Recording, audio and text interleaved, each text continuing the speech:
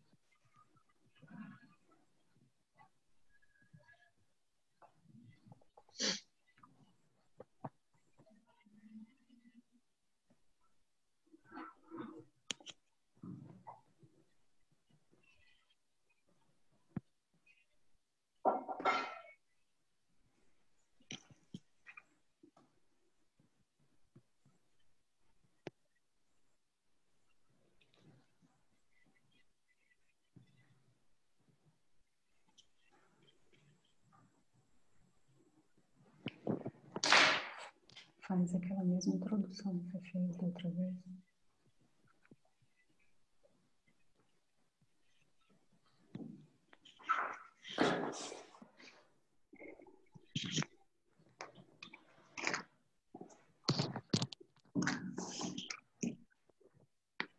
Ok, pessoal, uma boa noite para todos que estão aí conosco na sala. Sejam todos bem-vindos. Estamos começando mais um webinar nosso da Harvest Minerals. É um prazer tê-los aqui conosco. Vamos hoje falar de um tema muito importante que, na verdade, tem dado muitos resultados bons para nós e satisfatórios em relação à cultura do café. Vai estar conosco presente nesse webinar o Dr. Felipe Santinato e o Dr. Eduardo Spolidoro. E eles vão estar podendo nos passar aí muitas informações legais aí sobre a cultura do café em si, adubação de fósforo e potássio, né, como um tema hoje nosso, e também vai poder discutir um pouquinho sobre essa interação do Kama Fujito nessa cultura tão importante para nós. Só para fazer recapitular um pouquinho e falar um pouquinho sobre o tema do nosso webinar, para quem está nos ouvindo. Esse tema ele tem uma importância muito grande para a Harvest Minerals, né?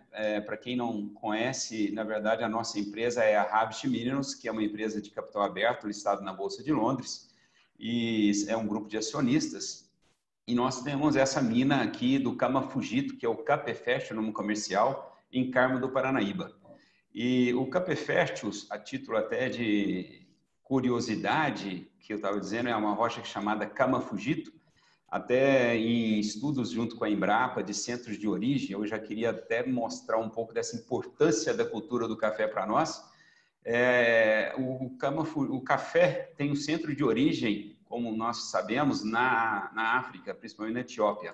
E o café, pelo que a Embrapa já cruzou as informações e já passou, e nós aprendemos um pouco disso com eles, praticamente o café nasceu em cima de um Kama Fujito, pelo que tudo indica lá em cima. Então, o centro de origem do café, até dito pelo próprio Éder Martins, né, que é um grande pesquisador dessa área, nos passou que provavelmente ele tenha nascido em cima de um Kama Fujito. Então, essa relação do café em cima dessa cultura é muito forte. E nós temos uma mina muito próxima e numa região expressivamente forte aqui de café. Então, é um prazer tê-los aqui conosco. Vamos estar falando bastante sobre a cultura. Só quero deixar um pouquinho aí todos à vontade. As perguntas, assim que forem sendo colocadas, podem ser feitas pelo nosso chat. Nós vamos fazer o possível para estar respondendo elas aqui já no nosso webinar. Caso algumas fiquem para depois, a gente vai direcionar aos nossos palestrantes para que depois eles possam estar encaminhando as respostas para cada um de vocês, ok? Basicamente é isso. Nós vamos dar início ao nosso webinar, realmente começando falando especificamente aí, para não tomar muito tempo, da cultura, e que é o grande interesse de todos nós. Vamos começar com o Dr. Felipe Santinato. Na verdade, ele está nos acompanhando de uma área onde ele está já fazendo colheita de café, então nada mais expressivo do que isso, né? Ele está realmente com a mão na massa, literalmente, e vai nos falar um pouquinho também aí dessa cultura e da questão de adubação e essa relação toda com os nutrientes. Dr. Felipe Santinato já publicou 35 artigos nacionais e internacionais, tem 2 livros, 220 trabalhos de pesquisa e ministrou mais de 69 palestras. E hoje é consultor e produtor de café em várias regiões do Brasil. Então, com vocês, Dr. Felipe Santinato, vai poder nos falar um pouquinho aí e a gente vai anotando as perguntas para depois, no final, a gente retornar e fazer uma mesa redonda com todo mundo. Dr. Felipe? Ok, tudo bem? Vocês estão me ouvindo bem? Sim. Tá. Boa noite a todos, meu nome é Felipe, eu sou engenheiro agrônomo, eu sou pesquisador e consultor de fazendas e produtor rural também, né? Estou aqui, desculpe já, né, pela má iluminação que nós estamos na fazenda, né? Estamos colhendo 24 horas aqui a nossa lavoura, nossos campos experimentais. Eu gostaria de agradecer muito o convite da Harvest Minerals para estar aqui conversando com vocês um pouco sobre adubação do cafeiro e a vocês por estarem aí nos ouvindo, tá? Eu tenho 40 minutos, né? Eu preparei uma palestra para vocês. Infelizmente não é em presença, né? Devido ao coronavírus, mas as estratégias de webinar e lives têm caído muito bem aí para a gente estar continuando o nosso trabalho, batendo essa bola aí com vocês, agrônomos, produtores, para a gente estar passando alguma informação que a pesquisa, né, e a prática pode acrescentar no manejo da cafeicultura. Então, eu preparei essa palestra, né, é um pouco extensa, né, como o Spolidoro havia falado, mas eu consigo falar em 40 minutos. Na verdade, eu vou conversar com vocês sobre alguns tópicos de adubação, pontuando algumas coisas que a gente julga muito importante, principalmente com relação às estratégias de adubação. Porque quando a gente fala de adubação, a discussão entre nós fica sempre quais níveis que você vai utilizar de nitrogênio, fósforo, potássio, qual fonte, qual isso, qual aquilo, e a gente esquece de conversar, de entender que cafeicultura ela é cultivada de norte a sul do país. Você tem café em São Paulo, Paraná, sul de Minas, Cerrado, Bahia, Goiás, tem café em Rondônia, Espírito Santo. Em cada localidade, a cafeicultura se comporta de uma forma. A resposta das variedades ela é diferente em cada uma dessas situações. As altitudes que a gente cultiva café variam de 600 metros a 1.500 metros para cima. Então, o café, a resposta do café às adubações é completamente distinta. Existem cafeiculturas, espaçamentos mais largos, espaçamentos mais adensados, tipos de tecnologia, dentre elas a irrigação. Então, a cafeicultura irrigada ela é um outro tipo de cafeicultura. Então, nós não podemos comparar simplesmente, eu uso tantos quilos de nitrogênio, fósforo, potássio, ele usa aquilo. Apenas fixar as nossas ideias nessas discussões. Então, o que eu quero mais chamar a atenção de vocês são as estratégias. E a gente tem uma linha de pesquisa com várias estratégias que atualmente a gente aplica nos nossos clientes, né? A gente passa nas palestras para os produtores, para quem tem dúvida, e quando a gente tem um prognóstico muito bom. Quando isso é utilizado na prática, a gente vê respostas muito positivas. Então, eu vou compartilhar com vocês elas aqui, vocês vão deixar de me ver e ver a apresentação, tá bom? Vamos lá. Começando. Vocês estão vendo a apresentação aí? Ok. Tá certo? Ok. Então, meu nome é Felipe, né? Eu vou começar aqui com vocês. Falei para vocês o que é mais importante é as estratégias, né? Então, vamos começar. Os níveis de adubação, elas são indicadas conforme a demanda da planta. Então, nós temos aí trabalhos de extração de nutrientes.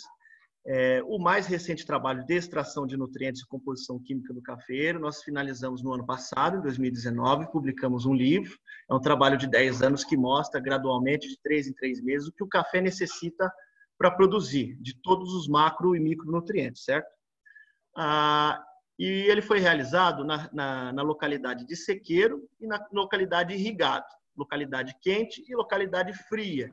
Então, com isso, a gente pôde comparar esse grande universo de dados, são mais 700 gráficos, né, e tabelas que a gente produziu, e verificar a diferença entre essas cafeiculturas. E aí, com isso, a gente consegue basear os níveis, né, de adubação que a gente vai estar trabalhando. Tá bom?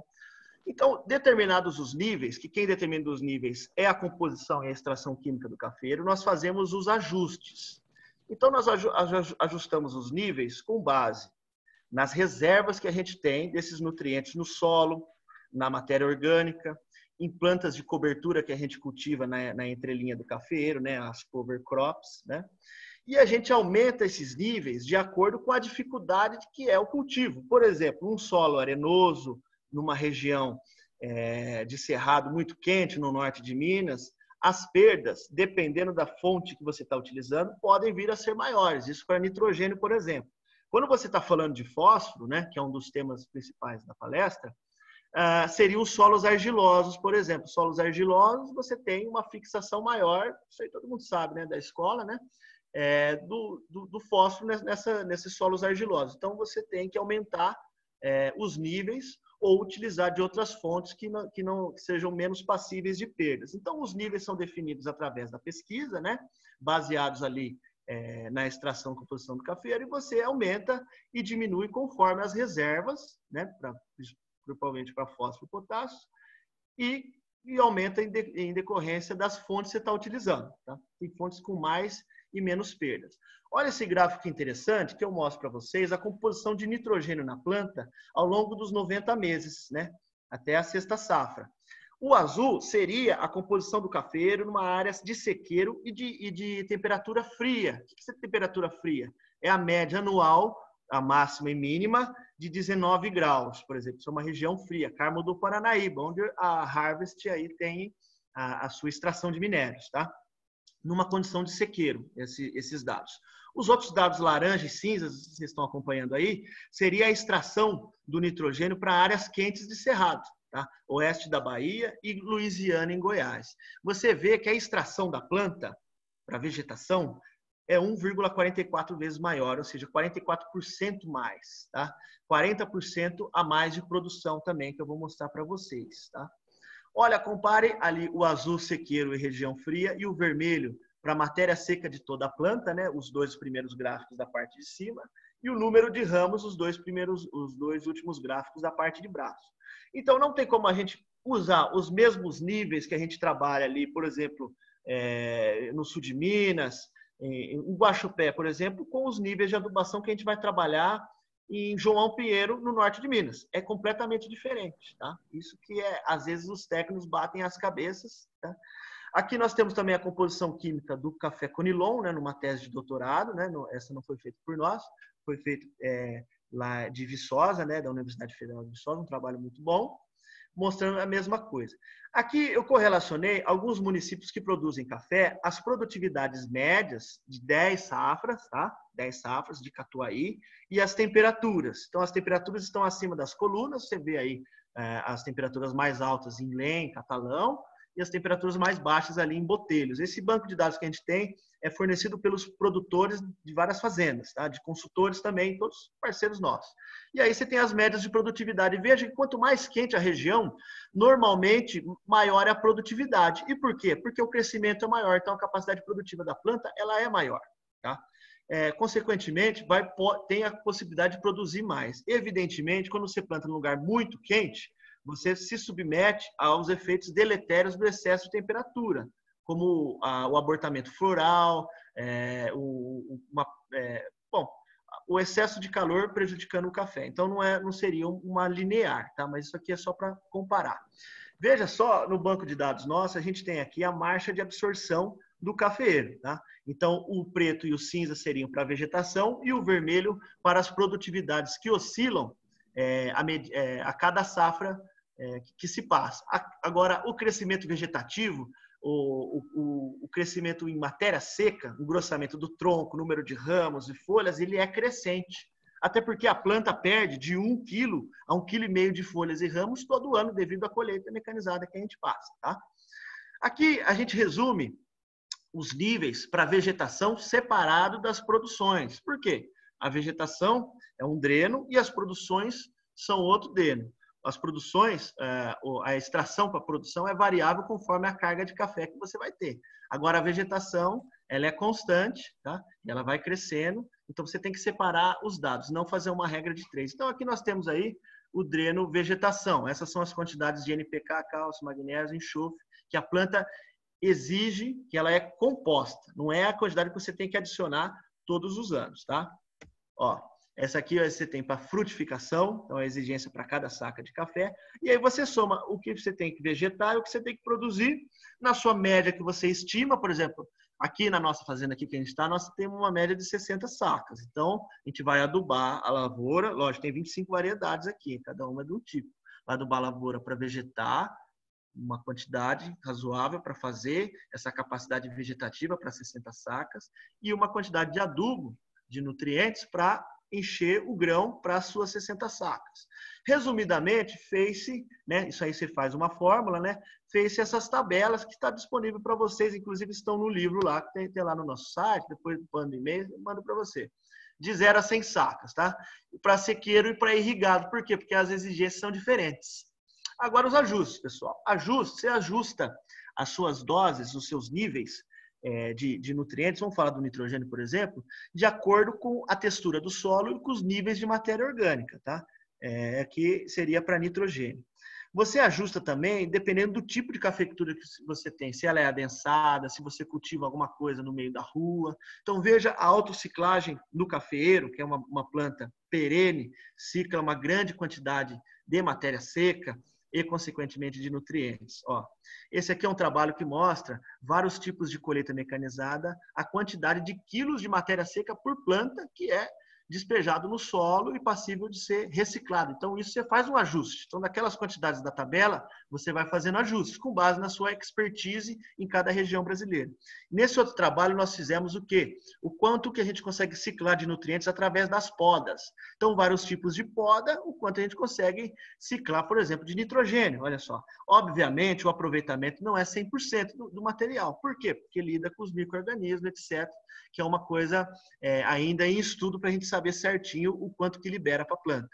Veja só, do material ciclado, nós temos, por exemplo, nas folhas de café, é a parte preta do gráfico, 70% do material podado é folhas de café, que tem um teor de 30 gramas por quilo. Você pegar esse teor e essa quantidade de matéria seca que é muito grande, dá mais que muitos adubos por aí, viu? Então, a planta ela é uma fábrica de nutrientes. Você tem o mulching natural, veja aí o cultivo de braquiária, o cultivo de milheto, além do favorecimento da parte física do solo, retenção de umidade, você tem fornecimento de nutriente, às vezes, né? Dependendo do material que você está cultivando, relação CN, etc.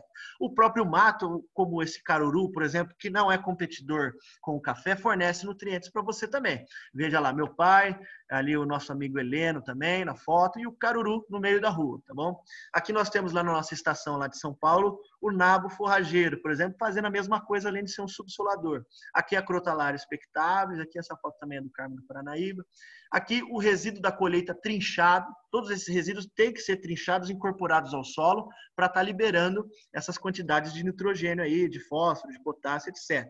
Os trabalhos indicam que o potássio libera grande parte desses materiais ciclados. O nitrogênio ainda é bem desconhecido diante da alta complexidade de suas reações. Então, olha a Munha, essa foto é de Goiás, que tem uma lavoura de café de 12 anos de idade. É um solo fértil.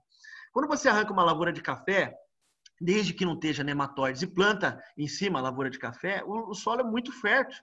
Você aduba bem menos a lavoura, porque a cafeicultura ela enriquece o solo, tá? Do contrário, né? Obviamente, quando o produtor não aduba direito a sua lavoura, ela empobrece o solo, mas em lavouras de alta tecnologia, de altas médias, como a gente trabalha, ela enriquece o solo, tá bom? Olha a munha, olha a quantidade, sabe quanto que é isso daí? 56 toneladas por hectare desse material, riquíssimo. Não esqueci as análises lá, depois eu ponho em outro slide para vocês. Tem muitos nutrientes aí, tem fertilizantes ainda sendo liberados, entendeu? Quando você usa fertilizantes que têm essa capacidade de liberar lentamente, eles permanecem nessa munha e vão liberando aos poucos. como é o caso desses remineralizadores também. Então, quanto mais você usa, repete a utilização, vai liberando, vai enriquecendo o solo aos poucos. Bom, agora, pessoal, os níveis eu apresentei para vocês, os ajustes, agora um pouco sobre respostas. Então, a gente fez uma ampla revisão da literatura, praticamente tudo que tem de trabalho de café no mundo, nós demos uma lida aí, trabalhos assim de longa duração, no mínimo 4, 5 safras, tá? E aí nós fizemos aí, eu vou mostrar para vocês alguma coisa. Nitrogênio muito pouco, porque não é o foco da palestra, eles me pediram ainda a Harvest para conversar sobre fósforo e potássio, mas de nitrogênio nós temos o seguinte, um levantamento de 468 colheitas, 468 plots, com no mínimo 4 safras. E os dados indicam o quê? Uma relação quase que linear ali, né, entre a dose aplicada de nitrogênio e as produtividades.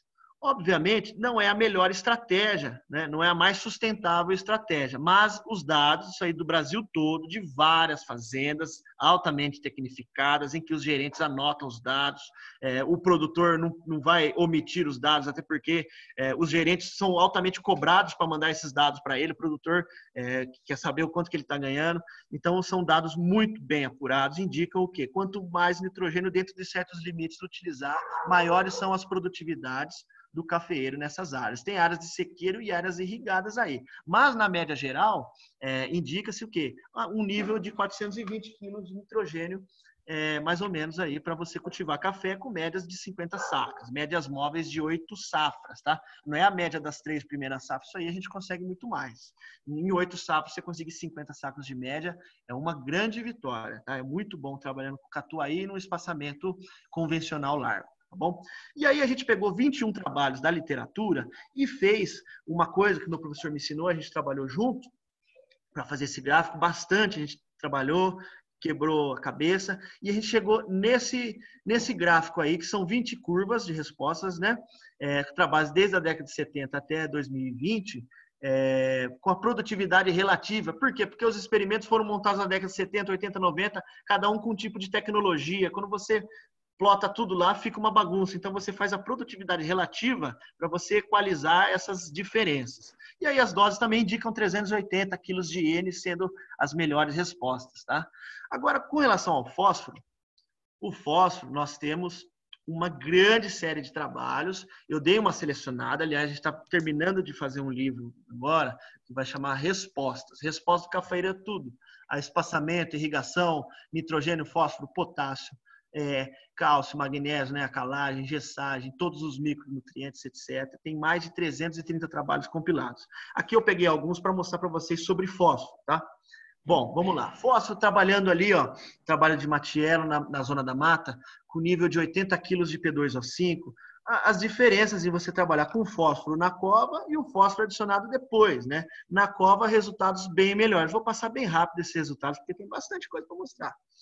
Aqui outro trabalho em Martins Soares, nível de 80 também quilos por hectare. Ó. A granulometria desse fósforo, né, granulado, misturando no volume total da cova, tá? É a melhor opção do que fazer covetas, cartuchos e no fundo da cova, tá? Aqui um outro trabalho, esse foi feito no Cerrado, do plantio até a terceira safra, mostrando que associando as fontes de fósforo, o super simples, mais o iorim, dando, que é um outro tipo de fonte, dando mais respostas que o iorim sozinho e que o super simples sozinho. Então, para fósforo, a associação entre fontes é um bom negócio, que eu vou mostrar para vocês mais adiante. Daí a ideia dos compostos, que é muito bom. Você mistura o que você quiser e aplica na lavoura, e aí ocorre sinergismo entre as fontes, tá? Tem outro trabalho aqui mais adiante que mistura fontes de fósforo com esterco de galinha, os resultados são superiores. E o que eu mais queria chamar a atenção para vocês é que para fósforo não tem uma correlação precisa entre os níveis. É uma bagunça. Tem lugares que 80 quilos por hectare de P2O5 vai bem, outros 150, outros 400, outros 40. Depende das reservas do solo, do tipo do solo. Tá? É muito variável. Eu quero mostrar para vocês as estratégias. Tá? Então, olha lá. Aqui de níveis, ó, nesse caso, em 3 pontos do sul de Minas, a maior dose, né, 200 kg de P2O5 foi melhor. Nesse outro trabalho, foi 50, né? Nesse outro trabalho, trabalhando com outra fonte, foi 188, tá? Aqui com o super simples, 400. super triplo, 200. Entendeu? Como as fontes também são mais importantes que o próprio nível, você tem respostas diferentes de acordo em nível, né? De acordo com a fonte que você utiliza. Ó, Fosmag é outra resposta. Arad é outra resposta. Atifós é outra resposta. Iorim, outra resposta. Fosfato de araxá, outra resposta. Fosfato de patos, outra resposta. Isso, vários e vários trabalhos da literatura. Olha esse fosfato de patos, fosfato de araxá. A pesquisa cafeira, graças a Deus, fez muitos trabalhos para nós. Olha esse aqui, fosfato de araxá mais esterco de galinha. Foi a melhor combinação nesse ensaio no sul de Minas, Santo Antônio do Amparo. Aqueles anteriores que eu mostrei foram todos no Cerrado. Fosfato de patos em patrocínio, mais um enxofre.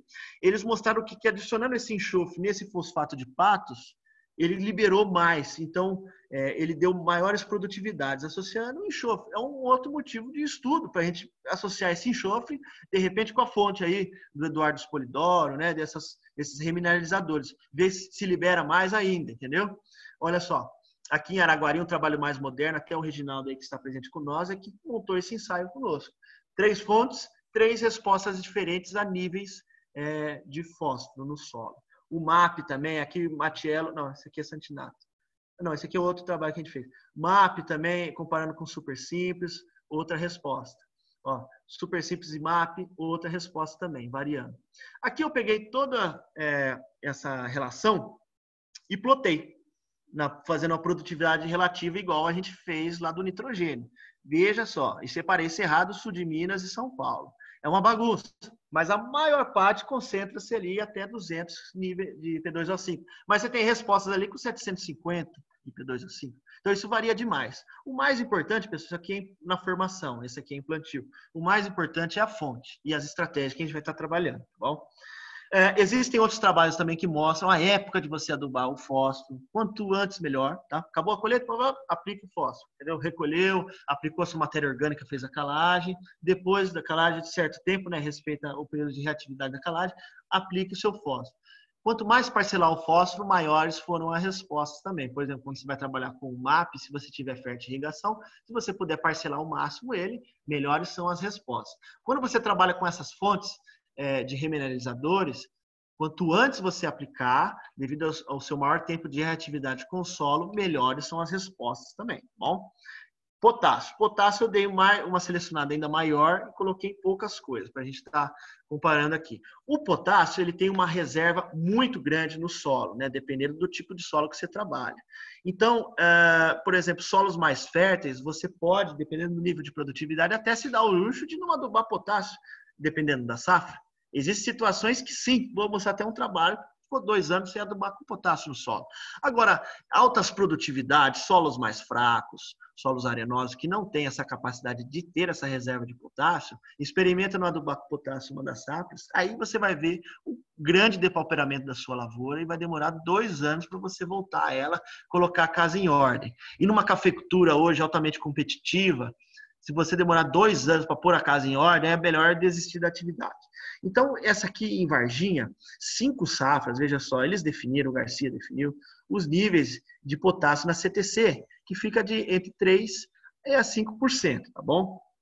Ó, aqui no trabalho do Matiello ficou o K conforme análise de solo, redução de metade e sem adubar potássio. As produtividades meio que se mantiveram, mas veja quanto tinha de potássio no solo, 300 ppm, CTC de 110, CTC bem elevado, né? Aqui, algum trabalho sobre fontes de potássio, comparando nitrato, sulfato duplo, cloreto e sulfato. As fontes aí praticamente não deram diferença. Então, para potássio, o mais interessante também são... E ficou um barulho aí. Ficou as estratégias, tá? Então, tem mais de 30 trabalhos sobre níveis de NK, vai estar nesse livro, né? Depois vocês leem lá, e eu quis resumir nisso. Agora, o mais interessante para nós, pessoal. Nós estamos aí. Estratégias de adubação. Isso aqui é a coisa mais fundamental que a gente tem. Atender a demanda da planta no momento correto em função da curva de absorção. No de posse dos dados que a gente tem, da extração, E fazendo associações, a gente conseguiu ver as curvas de extração de cada nutriente. Deu um bocado de trabalho para nós, mas nós fizemos. Entendeu? E essa curva ela é variável para nutriente, variável para a região que você está trabalhando e principalmente de acordo com a fenologia do café. Vou mostrar para vocês. É um raciocínio que a gente vai ter agora. Então, veja só. Com isso, você vai evitar as deficiências, você vai evitar o depauperamento da planta, né, que é o efeito do dieback, com secas de ponteiros e morte de raiz. É o segredo para continuar produzindo mesmo após cargas altas, que a gente quer sempre produzir. Tá bom? Então, olha só, um trabalho antigo, Malavolta, citado no livro do Rena, mostra o quê? O dieback, veja assim, o número de ramos secos por planta, quando você tira um nitrogênio, um fósforo e um potássio. Você tem até 19 ramos mortos. Uma planta que tem 140 ramos, uma planta normal de café, até lá da terceira safra, se ela perder 19 ramos numa safra devido ao depauperamento, no outro ano 10, depois, quando essa planta tiver 10 anos de idade, ela não vai ter ramos, ela não vai ter capacidade produtiva. E aí, quando você vai esqueletar ela não te dá aquela alta produtividade pós-poda. Por quê? Você exauriu a planta, matou vários ramos. Então, a lavoura bem adubada, veja só, um ramo morto por planta. Veja? Então, esse é o grande segredo dessas reservas. O que aconteceu com isso? As plantas foram mal adubadas. Consequentemente, as reservas que estavam no solo e depois as reservas nutricionais que estavam na folha migraram, né, para os frutos, né, translocaram para os frutos, depauperaram as folhas, ficaram sem o nutriente necessário e aí secaram, fica aquele ramo seco. E a cercosporiose, por exemplo, que é uma doença, faz a mesma coisa. Então, além da nutrição, você tem a parte fitossanitária. Deixou a lavoura secar muito ramo, é um grande problema. Ah, mas não produziu tão pouco, mas nas outras safras a queda é eminente de produção. Olha só um exemplo da lavoura depauperada, IBC12, uma lavoura que, quando cultivada em regiões quentes e há algum problema na água, e algum problema no adubo, ela depaupera, fica nesse estágio. E aí você tem que recuperar ela com pulverizações foliares, etc. Eu estou sem a foto do quadro atual, 6 meses depois. A lavoura volta, vegeta total, dá uma puta carga depois. Mas depauperar assim, ó, olha quantos ramos morreram, né? A mesma coisa, olha só, em outra lavoura, depauperamento severo, uma região com déficit hídrico pronunciado, faltou água, e aí ela depaupera, fica nesse estágio, a gente tenta vegetar na foto ao lado. Vegeta, vai produzir bem, mas perdeu a safra, né? Aqui você vê na parte de baixo e na parte de cima, lá em São João da Boa Vista, um comparativo que eu fiz em plantas depauperadas e não depauperadas com relação à maturação. A maturação também modifica completamente. Veja só a quantidade de frutos secos e doentes que você tem em plantas depauperadas e em plantas bem nutridas, os frutos bem mais sadios e menor quantidade de frutos secos e conchas. Como evitar? Então, irrigar a planta conforme a nossa metodologia, nutrir a planta conforme a nossa metodologia, antecipar as adubações, adicionando, por exemplo, 70% do nitrogênio. Fala do nitrogênio, cada nutriente tem um tipo. Até a fase de granação. E os 30% depois, vou mostrar para vocês, na época da maturação e colheita. Colher o café de forma seletiva, é isso que a gente está fazendo aqui na nossa fazenda hoje, por isso que estamos colhendo 24 horas aqui em Paranaíba, para antecipar a colheita e evitar exeramentos desnecessários. Nós estamos colhendo, eu diria para você, 80% cereja aqui em casa, tá? Cerejinha, tantas variedades precoces, médias e tardias. Estamos regulando a máquina para obter o máximo de cereja possível e liberar ela. 10 de julho eu quero tudo liberado, 11 de julho eu quero estar fazendo minha calagem, entendeu? Eu quero estar fazendo a minha adubação orgânica, a minha adubação do meu remineralizador, preparando a minha planta para a próxima safra, que a safra vai ser maior ainda. Proceder pulverizações com nutrientes via folha, principalmente nos períodos críticos de absorção dos mesmos, né? E reiniciar o ciclo antes. Quanto antes você reiniciar o ciclo, melhor. Aí você deve alinhar o quê? A época da florada, cultivar, precocidade, produtividade, idade da planta, manejo, a época de colheita e a estratégia com base no número de adubações de cobertura e ou fértil. Então, veja só, o nitrogênio, por exemplo, IE é expansão inicial. Nessa época aí, a expansão inicial, lá em setembro, 30% do nitrogênio total da planta foi extraído. 3 meses depois, estação granação, 46%. E depois da granação, até o R, que é hypering, que é maturação, 100 menos 46. 54% do nitrogênio foi extraído em 3 meses. Antes foi 16 e agora 54. No mesmo tempo, 3 meses. Ou seja, houve uma intensificação do dreno das reservas nutricionais da folha para o fruto após a granação. É nesse tempo que, se você faz muito tarde as suas adubações, você não consegue repor em tempo hábil. Aí a planta depaupera. Se você põe muito antes, muito cedo, ela só vegeta e falta lá para maturação. Então tem o equilíbrio. É 70% antes da granação e 30% antes, após a granação, tá bom? Esse é o segredo. Aqui a gente tem, ó, em verde, a frutificação, a exigência nutricional de nitrogênio, por exemplo, da frutificação em fases fenológicas, de uma carga média, 40 sacas. E a frutificação numa carga alta, 60 sacas, mais ou menos isso daí. A linha vermelha é a vegetação, nós mantivemos ela constante. E aqui a soma numa carga total média, é o laranja, e em cima a alta, o quanto você tem que adicionar de nitrogênio, né? O total geral, não é que tem que adicionar em cada desse período. O total, ó, por exemplo, uma alta produtividade, 460 quilos, sendo que até a granação você tinha que ter colocado 323 na carga alta. Na carga média, você tinha que ter colocado 264. Menos que isso, geraria problemas. E mais que isso também, entendeu? Aqui uma planta, olha só. Aí granou. Olha o que acontece. A sua planta estava vegetando desde a florada. Então estava lá 1,5, 1,8 nós por mês de crescimento. Quando chegou em fevereiro na granação, cresce menos, cresce meio, 0,6. Por quê? Há como a vegetação competir com essa granação absurda dessa planta, por exemplo? Não tem. Então, se você não atribui à planta uma quantidade ideal dos nutrientes antes dessa granação, a planta depaupera, tá? Veja essa foto em Mococa, uma lavoura aí para mais de 90 sacas por hectare, verde, em fevereiro. Nós não adubamos ela corretamente, faltou boia. Ela continuou produzindo, ficou linda a foto. Linda a foto para quem gosta de ver café, é bonito. Mas, o que aconteceu com ela depois? Depauperou, faltou nutrientes. Veja a coloração das folhas, como ela decai ali, a deficiência eminente de nitrogênio ali na folha. A mesma coisa em Manhuaçu, olha só que carga bonita, porém, né, depauperou a lavoura. A mesma coisa no Paraná ocorreu, porém, lá uma região de temperatura mais fria, tá?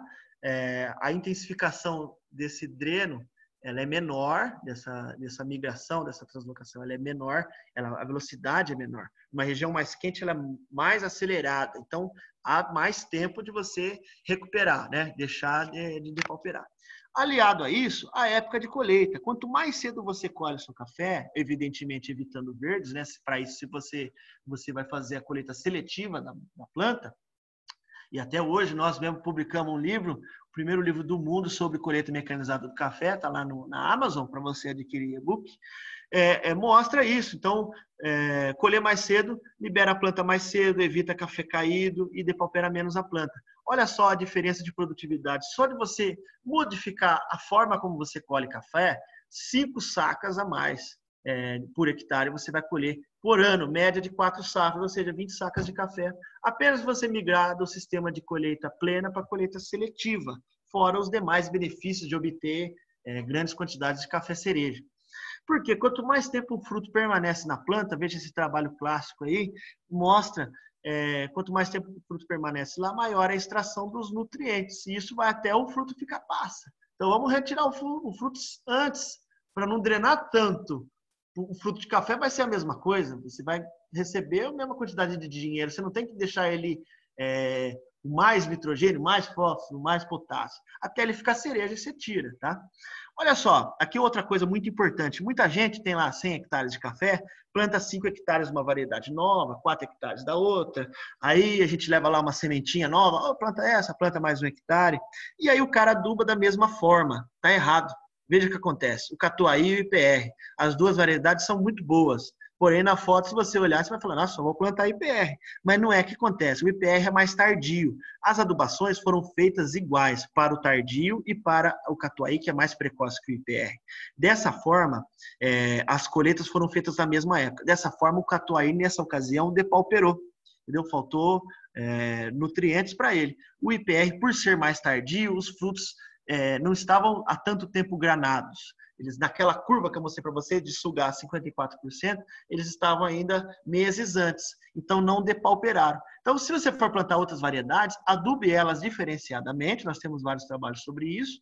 E também colha elas no tempo que elas precisam ser colhidas. Tá? Se você planta um catucaí precoce, você tem que terminar as suas adubações, um bourbon amarelo, por exemplo, bem antes, tá? Você vai se basear na fenologia do café.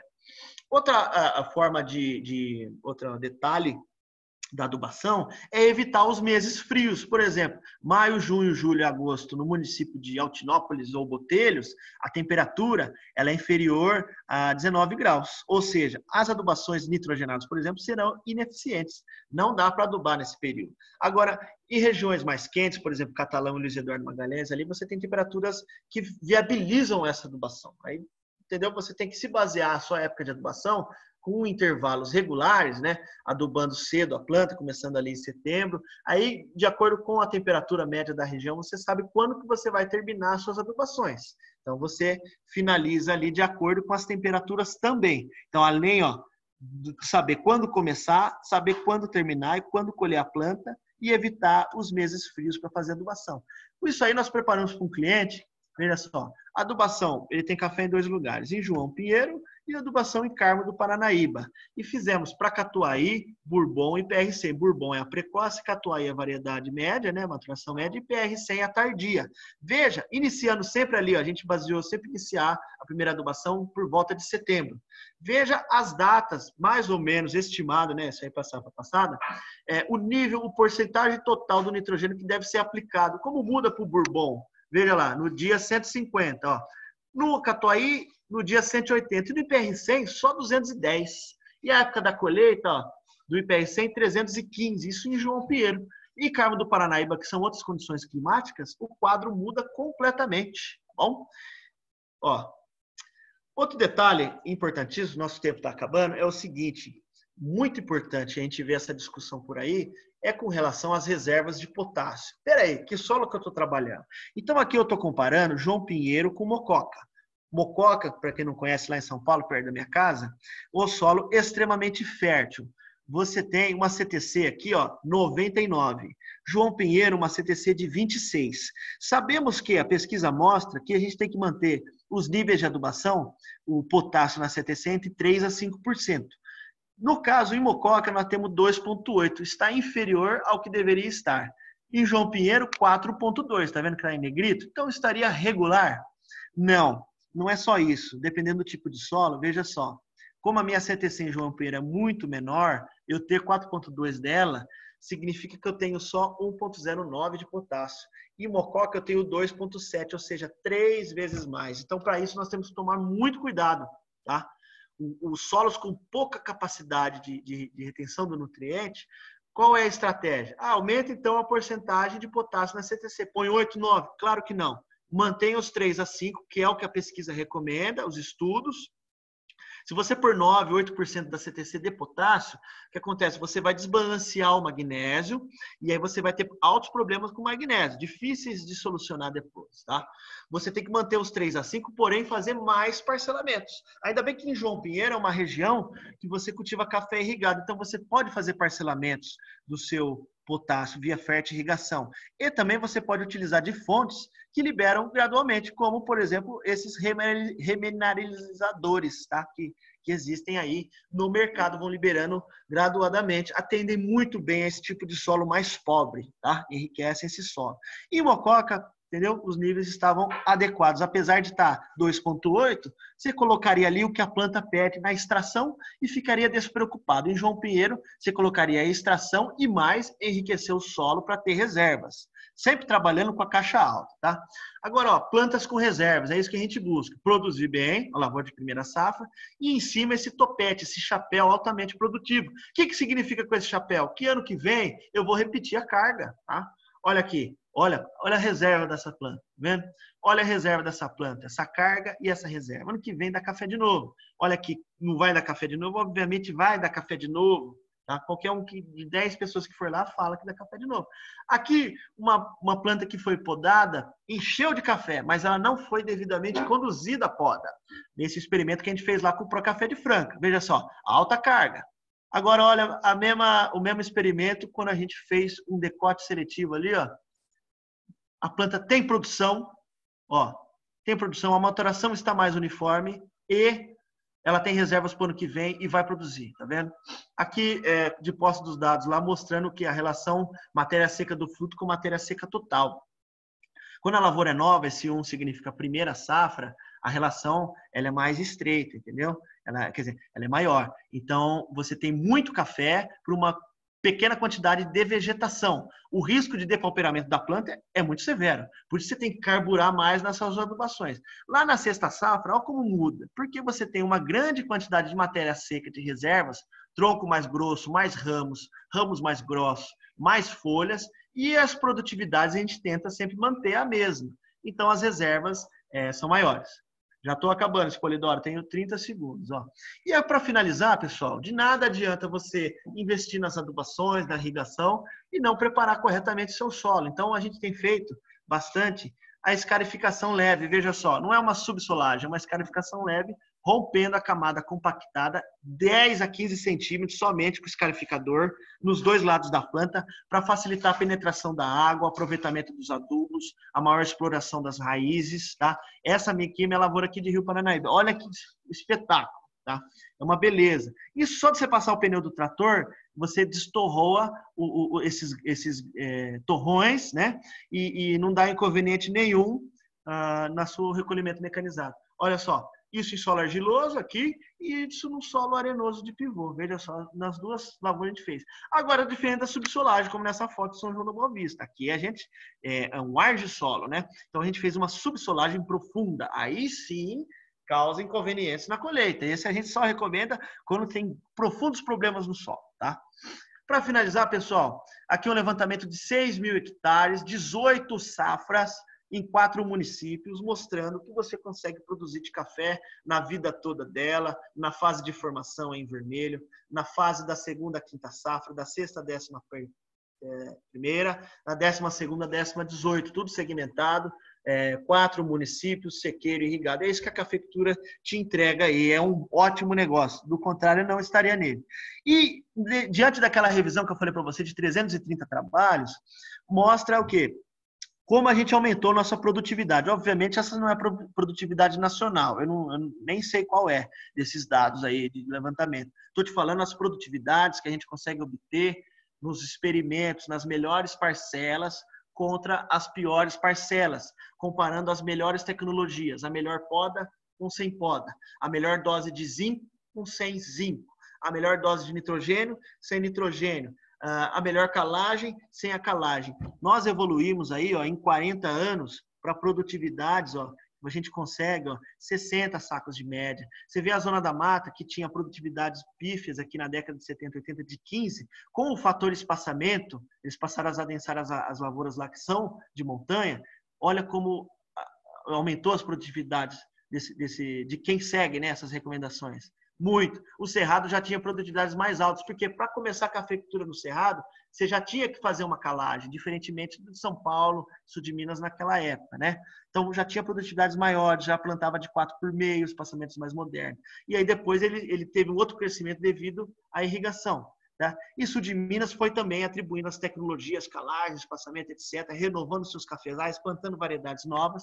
E aí a gente consegue produzir bem café e praticamente todas as regiões cafeeiras foram usando a tecnologia sem inventar moda, tá bom? É isso que eu tinha para passar para vocês, tá? Ok? Ok, Felipe. Muito bom, muito obrigado. Obrigado pela aula, Felipe. Valeu demais. E temos algumas perguntas aqui, até minhas também, mas vamos ir acumulando essas perguntas um pouquinho e depois a gente pode estar falando melhor para o final. Na verdade, o legal, Felipe, até aproveitando você ainda conosco aqui, nesse momento, e mostrar e dar uma resumida, talvez, depois, no finalzinho, sobre as estratégias aí, que eu fiz uma anotação aqui que eu achei bem legal, que eu acho que é o fundamento mesmo desse bate-papo, são as estratégias. Porque, como você mostrou muito bem, o cafeeiro ele tem várias respostas de acordo com a cultivar e aonde ele está sendo cultivado, né? Obviamente, né? Isso. Inclusive, respostas como a parte mineral mesmo, né? Não adianta eu estar jogando, às vezes, fósforo, nem potássio em excesso em áreas que, às vezes, não vai ter resposta adequada, né? Então, eu fiz algumas observações aqui, que é muito interessante. E quando a gente pega um reminizador, talvez igual um Capefértil, que é um Camafugito, que nós temos uma CTC nesse material, tem uma CRA, um PN, são benefícios, né, que se leva pelo produto, dá para se entender que você tem uma rocha bem equilibrada para ajudar, obviamente, nessa condução da cafeicultura de um modo geral. Aí eu anotei a parte de estratégia da irrigação, na colheita escalonada, né, de acordo com as variedades, aí, para não deixar a planta realmente... Mas depois eu queria que você desse mais um brief para nós sobre isso, mas vamos ouvir um pouquinho o Reginaldo, que eu vou chamar ele agora para poder falar exatamente essa sequência do seu bate-papo, para a gente poder entender um pouco mais o que está sendo feito já a campo, lá na ACA, né, no caso, a Associação lá de Araguari, né, na área de vocês lá, na área dos suplementos. Ele vai poder falar um pouco da experiência e do que ele está vendo e fazendo lá junto com vocês também naquela área. E aí depois, na sequência, você poderia só dar uma reprisada e aí o Eduardo Spolidoro entra para fechar. Pode ser? Combinado, perfeitamente. Então, fechou. Reginaldo, você já está conosco aí?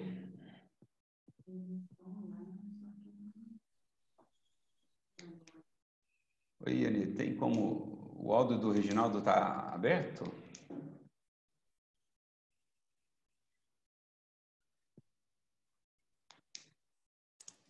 Estou tentando aqui. Ok. Abrir. Ok.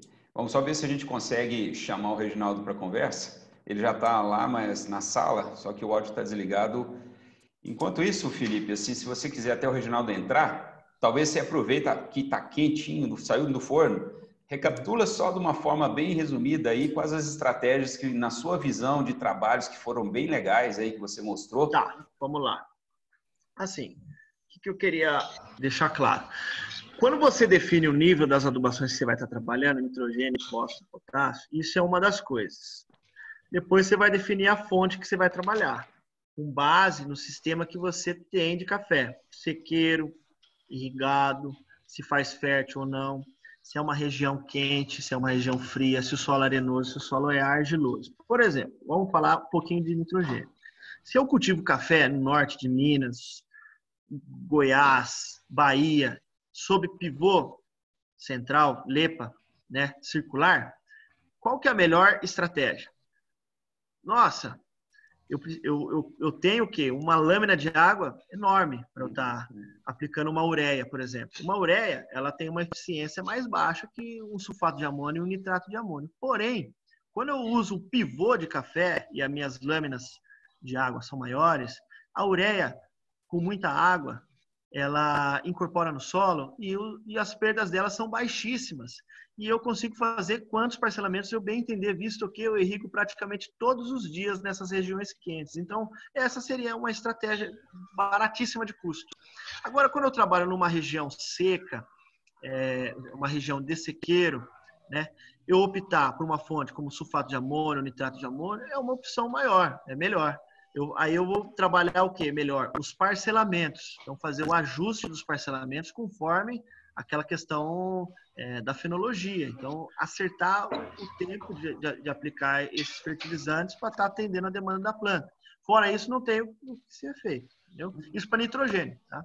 Ó, Reginaldo chegou. Reginaldo entrou. Vamos chamar o Reginaldo, ele aproveitar que ele está aí, ele já dá aquela experiência e nós fazemos um bate-bola aí entre as respostas dele. Boa noite, Reginaldo, tudo bem? Boa noite, irmão. Boa noite a todos. Joia? Tudo ótimo, Reginaldo, graças a Deus por aqui. Vamos conversar um pouquinho, Reginaldo, aí sobre aquela área de trabalho que está sendo desenvolvida com vocês aí. Nós queríamos ouvir você um pouquinho sobre a experiência que você está tendo desde o acompanhamento inicial que foi montado e foi feito, as escolhas de todo o processo. Se você puder nos ajudar e a todo mundo que está nos assistindo agora a entender um pouquinho do que está sendo feito e observado até então, é basicamente isso que a gente está querendo trocar uma ideia contigo. Não, beleza. Então, o nosso lá foi feito desde o plantio, né? Que a gente fez desde o plantio com o tratamento padrão e o outro tratamento com o café fértil. Que aí, no caso lá, pelas doses lá que o Felipe me mandou, acho que deu 100 e poucos quilos de P2O5 e na testemunha também a gente colocou as mesmas quantidades, uma para ele com a outra. E As adubação de cobertura, adubação, pulverização, foi praticamente tudo igual. Só o que mudou, que no Café Fértil a gente foi controlando as doses de potássio e de fósforo, que a gente aplicou conforme a necessidade da planta.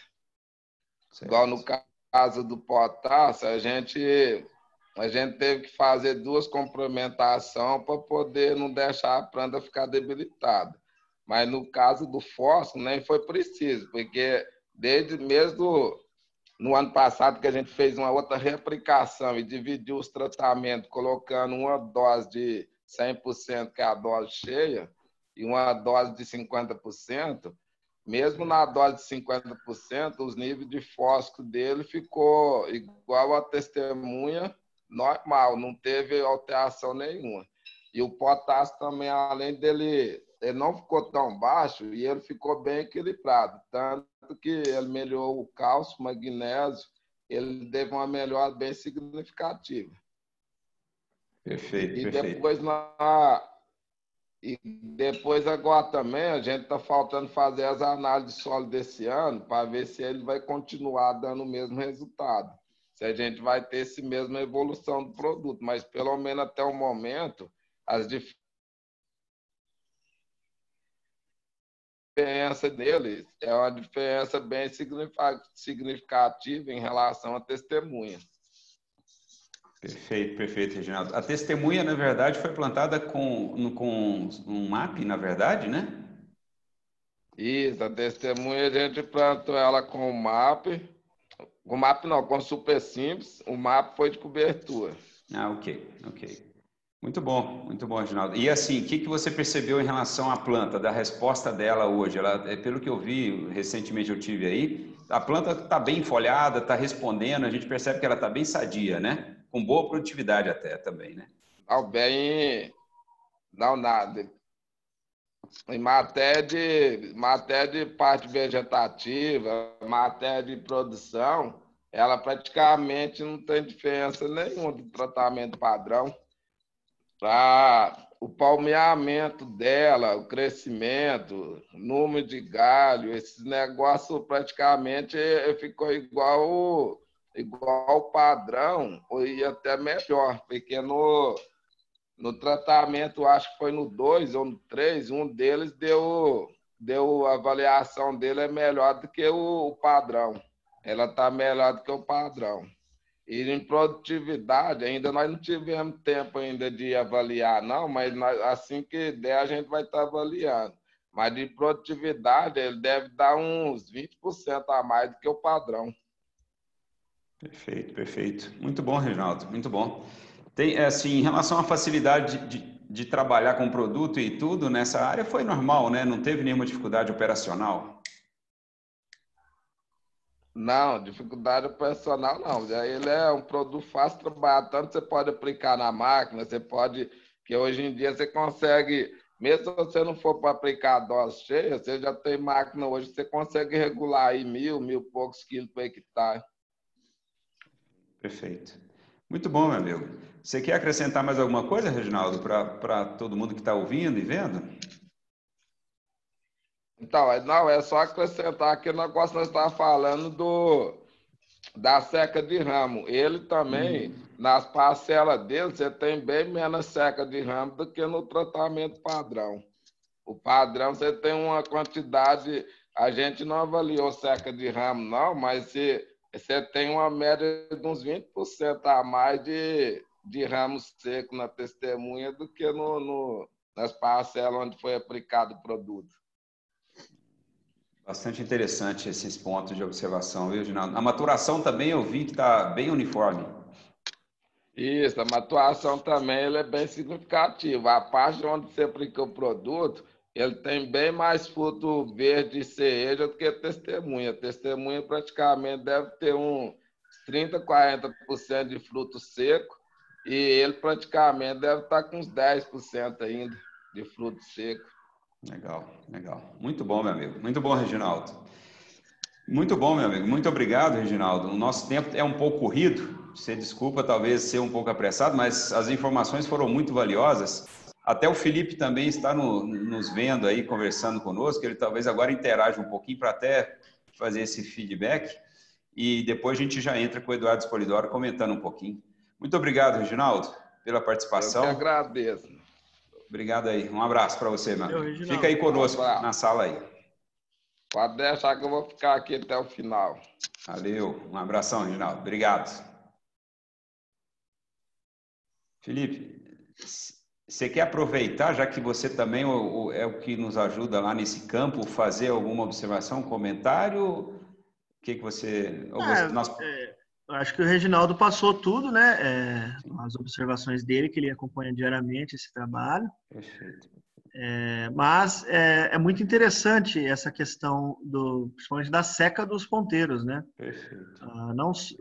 Que você tem no seu produto o fósforo e o potássio sendo liberados gradualmente, né? Então, entra bastante naquilo que a gente conversou sobre não faltar para a planta no tempo que ela realmente necessita. Então, você vai fornecendo, e aqui, a gente na nossa fazenda aqui, a gente usa, igual quando você trabalha com matéria orgânica, com composto, né? A lavoura, além dos minerais, evidentemente, a lavoura, ela fica inteira, né? Outra gente, lavoura. Tô passando a máquina para você ter uma ideia lá, até daqui a pouco eu vou lá ver ela, 750 metros por hora, 950 rotações por minuto, uma K3 Millennium.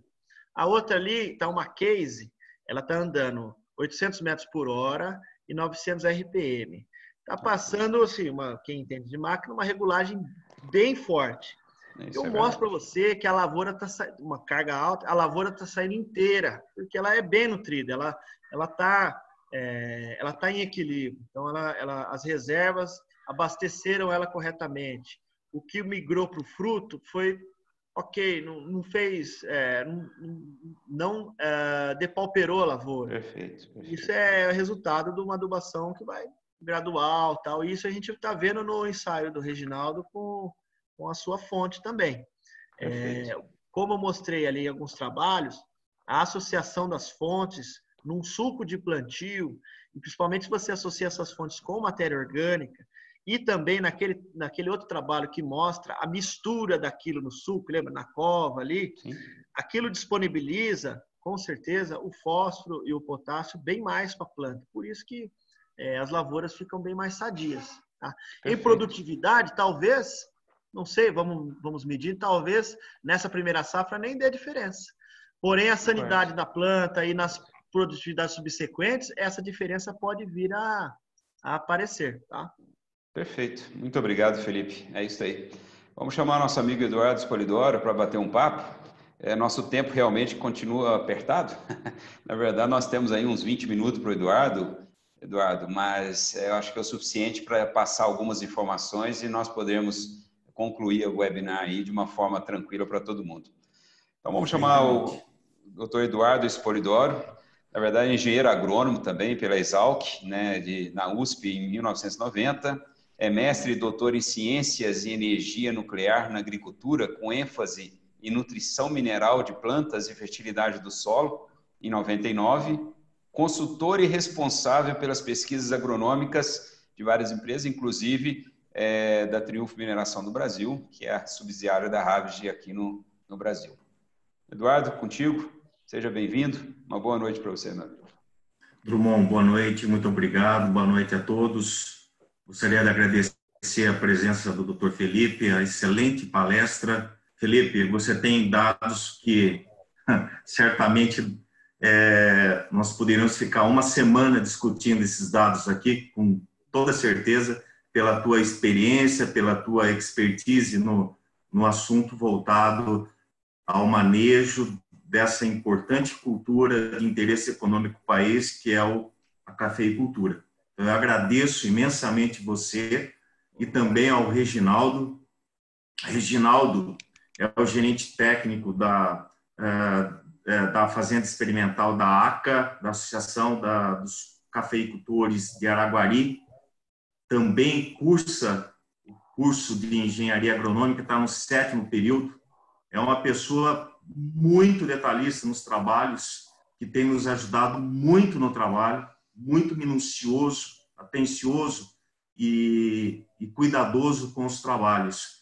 e gostaria de complementar aqui o trabalho que ele realizou, mostrando em mais detalhes o que foi feito na estação experimental da ACA, na fazenda Isidoro Bronze, é isso, né, Reginaldo? E então eu gostaria de dividir aqui algumas informações com os senhores a respeito da utilização do capé fértil, do reminizador, aplicado no suco de plantio do café. Mas antes disso, para a gente nivelar, eu sei que a gente tem aqui pessoas que muitas vezes não conhecem ainda o capé fértil. Eu gostaria de fazer uma breve introdução para os senhores a respeito do que se trata o capé fértil, né? Mostrando sua composição química, suas características, para nós entrarmos especificamente no trabalho que foi realizado pela parceria entre a Triunfo, entre a ACA e a Santinato e Santinato, tendo como principal responsável em conduzir esse trabalho o Reginaldo Silva. Então, eu gostaria de dividir agora a tela com os senhores para a gente conversar um pouco a respeito disso.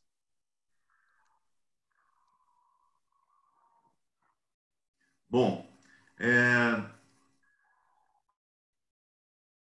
o título do webinar de hoje é sobre o manejo de fósforo e potássio. E, especialmente, eu gostaria de enfatizar para os senhores a respeito da utilização do capé fértil como fonte de fósforo e potássio no cafeiro. Essa aqui é uma imagem da área onde nós utilizamos o capé fértil no suco de plantio, que foi conduzido justamente pelo Reginaldo, sobre a coordenação e o apoio do Santinato e Santinato, especialmente do Felipe.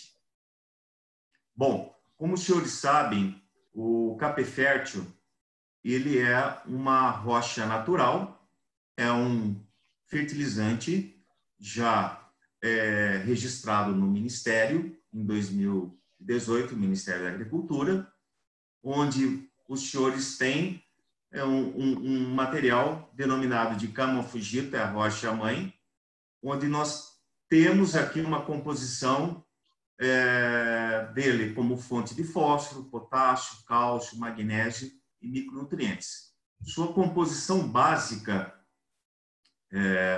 ela possui potássio total, 3%, a soma de óxidos de cálcio, magnésio e potássio, 11%.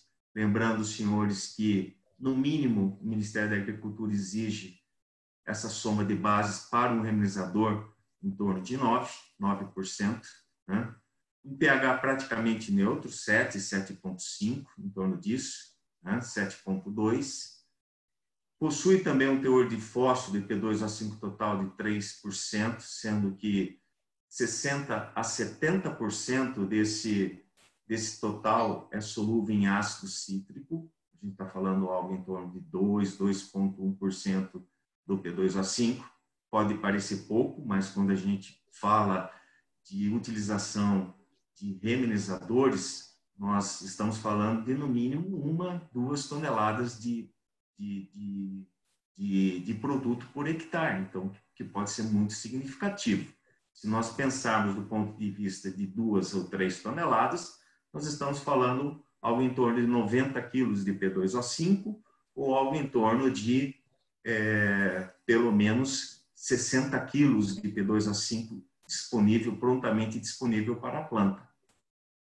Além do fósforo e do potássio, o potássio é um potássio de menor disponibilidade, porém, nós sabemos que, por se tratar de um material altamente intemperizado, esse potássio, apesar dele se encontrar na matriz da rede cristalina junto com o silício, ele também tem uma parte dessa fração desse potássio disponível para as plantas, a médio e curto prazo. Além disso, nós temos o silício, 35% de silício. Boa parte desse silício, ele não é disponível. Nós sabemos que na matriz silicatada existem poucos materiais ionizadores que possuem essa capacidade de ter um silício solúvel, né? Existem vários testes mostrando isso. Porém, esse silício a médio e longo prazo, ele também funciona e fornece nutrientes para esse importante nutriente para a planta, né? E também nós possuímos aqui os micronutrientes. A granulometria do café fértil, ela é classificada como um produto em pó, onde boa parte do material ela passa na peneira de 0,3 milímetros, né? Que confere um material muito fino. Esse material muito fino, ele certamente tem uma reatividade maior e mais rápida que um material de uma granulometria maior. Porém, nós fizemos vários trabalhos, né, estudos em casa de vegetação, onde nós verificamos que, num prazo de 4 a 6 meses, quando você tem um produto filler, 100% filler, comparado a um produto pó, a eficiência agronômica desses produtos, eles se equiparam. Então, a granulometria, ela tem uma determinada espessura de grano, diâmetro de grânulo, que pode, sim, ser eficiente ou menos eficiente.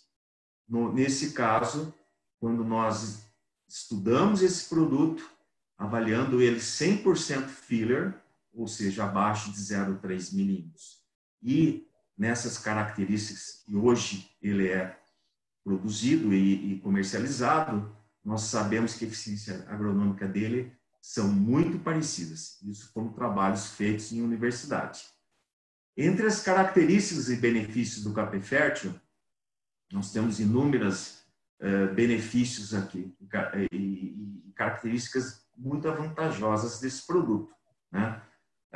Nós temos aqui uma liberação de nutrientes prontamente disponível para a planta.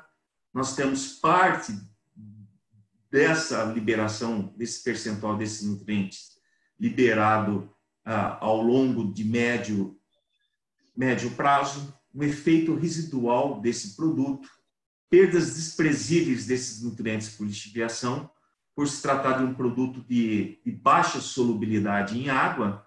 Nós sabemos que, assim como o Dr. Felipe Santinato comentou, produtos de baixa solubilidade, como os revisadores, exige uma reatividade no solo, um contato do solo, uma superfície específica de contato com o solo grande, que é onde ocorre a liberação desses nutrientes nas formas catiônicas ou nas formas aniônicas, né?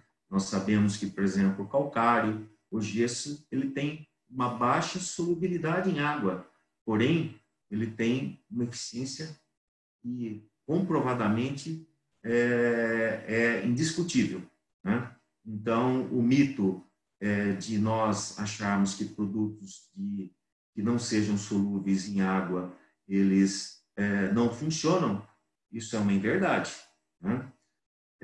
Relação equilibrada de cálcio e magnésio, livre de cloro, de sódio e metais pesados.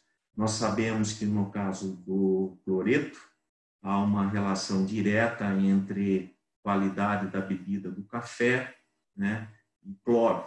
Existem inúmeros trabalhos mostrando esse efeito deletérico, né, do cloreto, assim como também existem trabalhos que não apontam esses efeitos deletéricos. Isso por quê? Porque vai depender da textura do solo, vai depender da quantidade da adubação com cloreto de potássio que você está utilizando, do manejo que você está atribuindo. O cloreto é um nutriente de alta mobilidade no solo, assim como o sódio, então ele não se acumula no solo, né? Então, tem vários aspectos ligados ao manejo do cloro que interfere nessa questão de você ter respostas positivas ou não, deletéricas ou não, em relação à influência desse nutriente, repito, nutriente, porque A planta necessita um pouquinho de cloreto, necessita um pouco de sódio para ela viver, né? Mas em doses elevadas, em doses altas, você pode comprometer aí a qualidade da bebida do café. Então, pelo fato de nós termos um produto isento de cloreto, nós estamos aí nesse mesmo trabalho que está sendo feito por nós, em parceria com a Santinato e com a ACA, nós vamos avaliar a qualidade da bebida do café no final, justamente pensando nessa pontuação, nessa eficiência de você tirar esse cloreto do cloreto de potássio. Nós sabemos que o produto também possui um efeito corretivo da acidez do solo, um poder equivalente a um PN na faixa de 19% a 20%. Isso representa que para cada 1 tonelada de calcário que você utiliza, você, quando aplica 1 tonelada de capé fértil, você pode substituir até 200 quilos de calcário. Tem uma alta capacidade de troca catiônica, conforme o Drummond mencionou, uma capacidade alta de retenção de água, que pode ser interessante. Argilo-minerais 2:1, que contribui com essa melhoria do CTC. É um produto onde os nutrientes estão todos dentro do grânulo, né? Na realidade, dentro da própria matriz da rocha moída, né? Da composição isomórfica que compõe o camafugito, né? Então, é um produto homogêneo, onde você, na distribuição, você não tem problema de segregação e nem do transporte do produto. É um produto ambientalmente correto, sob o ponto de vista de fabricação, de beneficiamento, porque nós não utilizamos água, nós não temos barragens de rejeitos, não houve necessidade, no caso da jazida, de nós desmatarmos absolutamente nada, porque a área já era uma área de pastagem, e o produto é de fácil aplicação. Bom, eu selecionei para vocês, para os senhores e para as senhoras, a utilização do capé fértil como fonte de fósforo e potássio no cafeeiro, justamente para detalhar um pouco melhor aquilo que nós estamos conduzindo lá na estação da ACA, né? O objetivo desse trabalho foi avaliar o capé fértil na fertilidade do solo como fonte de fósforo e potássio, no suco de plantio e em cobertura, no crescimento vegetativo, na produtividade e na qualidade da bebida do café comparada às fontes convencionais de fósforo e potássio. Então, aqui nós temos essa parceria da Triunfo Harvest Minerals com a ACA e a Santinato e Santinato, onde os responsáveis aqui é o Felipe Santinato e o Reginaldo da Silva. O local, como eu disse, fica na Fazenda Isidoro Bronze, em Araguari. Em 2018 foi feito esse plantio numa área aproximada de 2.250 metros quadrados, de uma variedade Acauã novo, lá sementes segundo o Reginaldo, lá do sul de Minas. Foram realizados 3 tratamentos com diferentes fontes de fósforo, né? Espaçamento de 3,7 por meio metro, em torno de 201 a 208 plantas por metro linear. Plantio em 4 linhas de aproximadamente 120 metros lineares. Então, aqui vocês observem nessa foto aqui o preparo da área, né? O sulcamento, aqui a abertura do suco, né? Do plantio. Essa aqui, pessoal, é uma análise inicial do solo. Nós observamos aqui os teores de fósforo muito baixos, né, Felipe? No solo nessas áreas, e eu perguntei para o Reginaldo a razão disso. Ele me disse que esses solos fazia muito tempo que não havia sido adubado, e essa amostragem foi feita na linha anterior de cultivo que foi retirado o próprio café.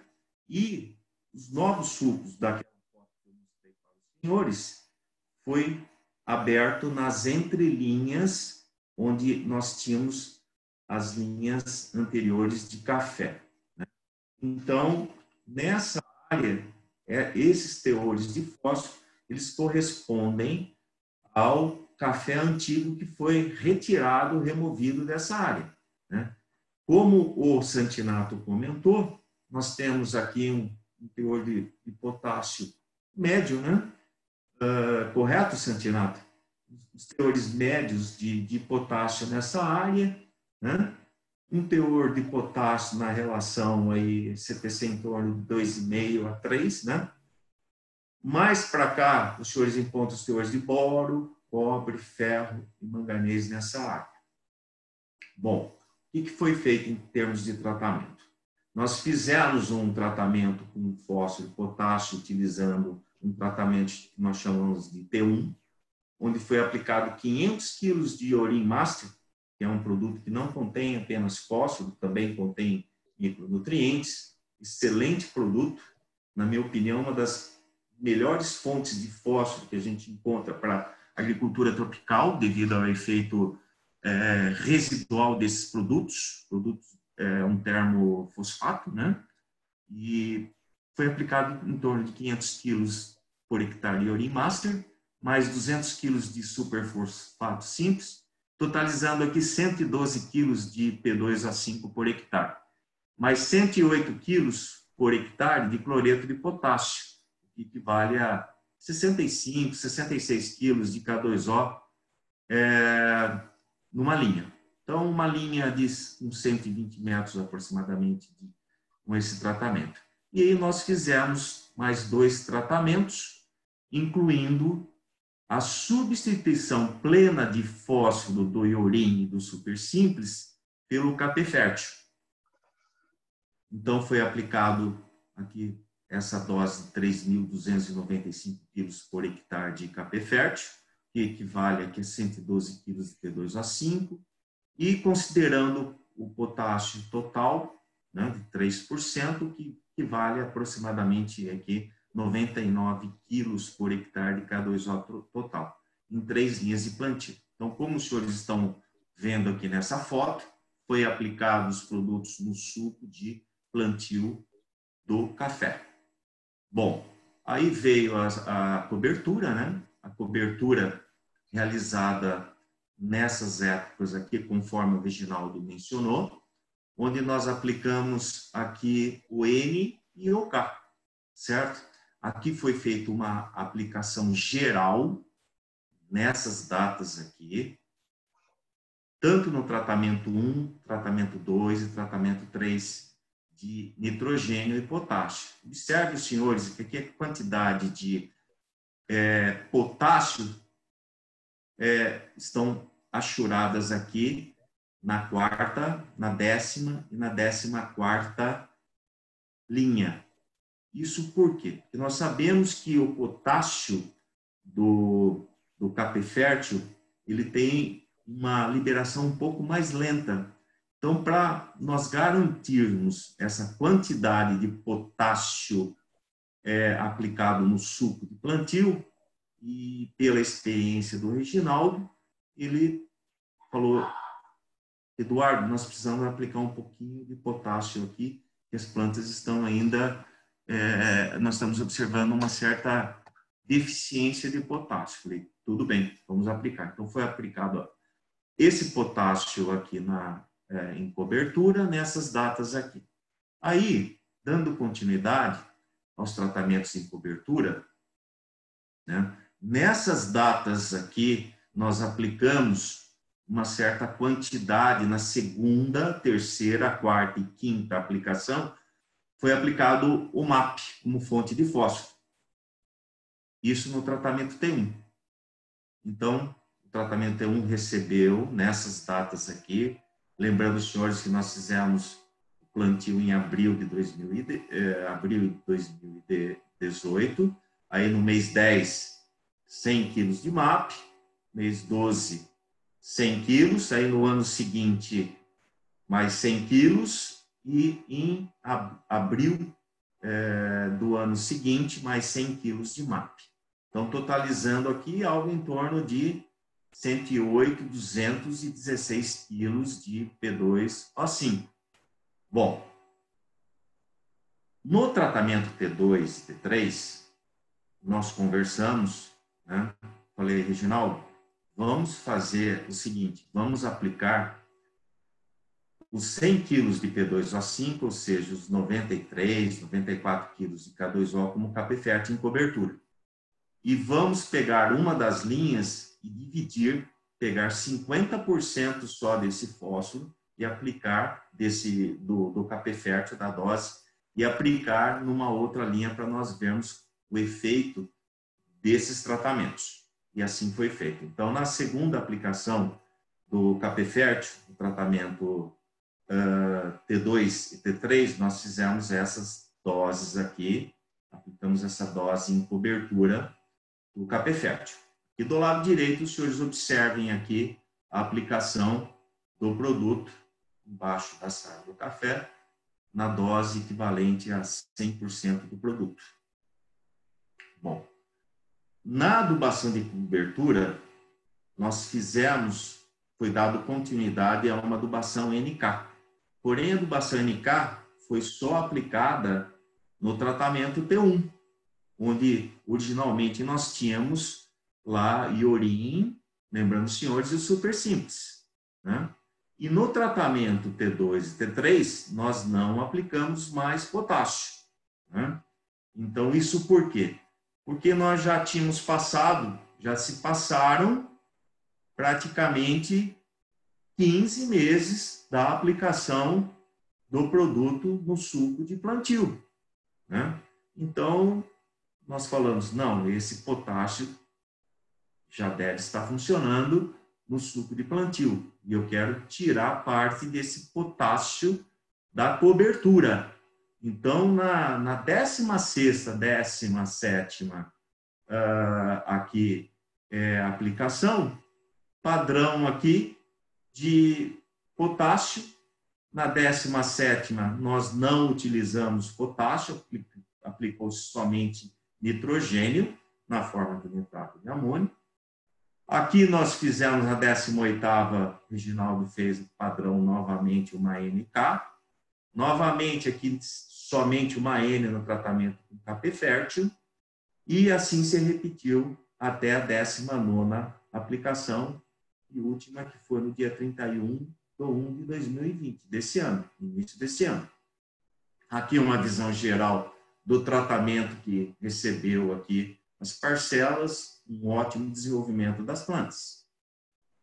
Bom, em junho de 2019, antes de nós fazermos a aplicação da segunda cobertura com fósforo, ou seja, nós não tínhamos aplicado fósforo, foi feita uma análise de solo. Essa análise de solo nos mostrou o seguinte: excelentes teores de fósforo. Olha só, Felipe, que interessante. Esse aqui é o tratamento testemunha, certo?